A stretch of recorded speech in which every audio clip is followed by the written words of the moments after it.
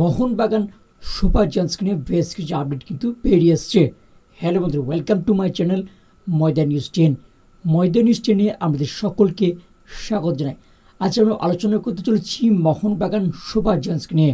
Mohun Bagan super জায়ান্টসে Durand কাপের ফল এরকমটা হলো কেন? তাছাড়া সমর্থকদের মনে বেশ কিছু প্রশ্ন তুলেছে ম্যানেজমেন্টকে, সেগুলি আমরা বিস্তারিতভাবে আলোচনা করছি। ভিডিও স্কিপ না করে পড়ে দেখো সমস্ত আপডেট পাওয়ার জন্য। ভিডিও যদি ভালো লাগে অবশ্যই একটা লাইক করো, কমেন্ট করো এবং বন্ধুদের মধ্যে প্রচুর পরিমাণে শেয়ার করো। চ্যানেল জন্য অবশ্যই চ্যানেলটি সাবস্ক্রাইব করে পাশে থেকে বেল আইকনটি চিংটং করো।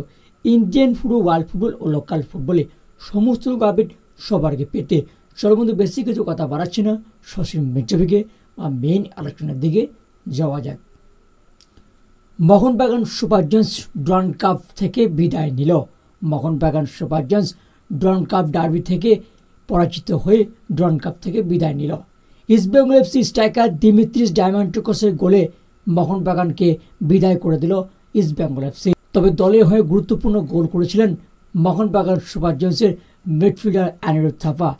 অ্যানিরুদ্ধ থাপা গোলে কিছুটা হলে স্বস্তির মুখ দেখেছিল মোহনবাগান সমর্থকরা, কিন্তু সেই লিড বা সেই আকাঙ্ক্ষা যেটা ছিল 1-2 গোল, সেই গোলের বজায়টা ধরে রাখতে পারেনি মোহনবাগান সুপার জায়ান্টস। সমতায় ফেরাতে পারেনি মোহনবাগান সুপার জায়ান্টস, তাই 2-1 গোলে হেরে যেতে হয় মোহনবাগান সুপার জায়ান্টসকে। সেই সুপার জায়ান্টস হেরে যাওয়াতেই ডুরান্ড কাপ থেকে বিদায় নিল মোহনবাগান সুপার জায়ান্টস। তবে প্রশ্ন রয়েছে সমর্থকদের মনে অনেকটাই, সেই প্রশ্নগুলো এক এক করে শেয়ার করছি। সমর্থকরা কী প্রশ্ন করেছে ম্যানেজমেন্টের ওপর, সেগুলি নিয়ে আমরা বিস্তারিত আলোচনা করছি বা প্রশ্নগুলো জানিয়ে দিচ্ছি আপনাদেরকে।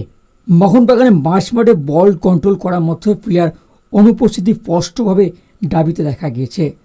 কোয়ালিটি আক্রমণভাগের সম্মুখীনে মাঝমাঠে বল ডিস্ট্রিবিউটর ছিল না কেউই। থাপা সাহাল থাকলেও তারা কেউ গেক্সটোরের মতো মাঝমাঠে নিয়ন্ত্রণ নন। গেক্সটোর দল ছেড়েছেন, তবে মোহনবাগানের ম্যানেজমেন্ট এখনও তার বদলি শাইনিং করতে পারেনি। অন্যদিকে র্যাপসন রবিনকে সত্যি মোহনবাগান সুপার জায়ান্টসে আসবেন সেই নিয়ে রয়েছে সংশয়। ষষ্ঠ বিদেশি কে, তিনি আসবেনই বা কবে? এসে কি ম্যাচ ফিট হতে পারবে?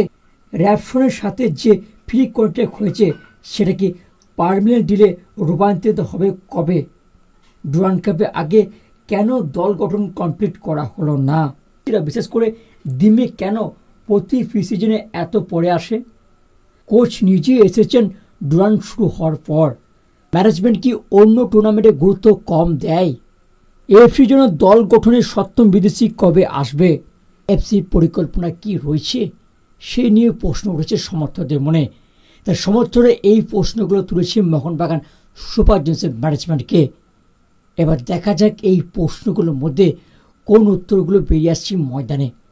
প্রশ্নগুলো উত্তর চাইছে মোহনবাগান সুপার জায়ান্টসের সমর্থকরা, তাই উত্তরে অপেক্ষায় রয়েছে সমর্থকরা। তো মোহনবাগান সুপার জায়ান্টসকে নিয়ে আপাতত এই আপডেটটাই বেরিয়েছিল, সেটাই শেয়ার করলাম আপনাদের সাথে। তো ভিডিও ভালো লাগলে অবশ্যই একটা লাইক করো। তো ময়দান 10 নিউজ আপডেট এটুকু থাক, পরবর্তী কোনো আপডেট বেরিয়ে এলে অবশ্যই শেয়ার করবো আপনার সাথে। তো ভিডিওটা এখানে শেষ করছি, দেখা হবে পরের এপিসোডে। ততক্ষণের জন্য ভালো থাকবেন, সুস্থ থাকবেন, টাটা।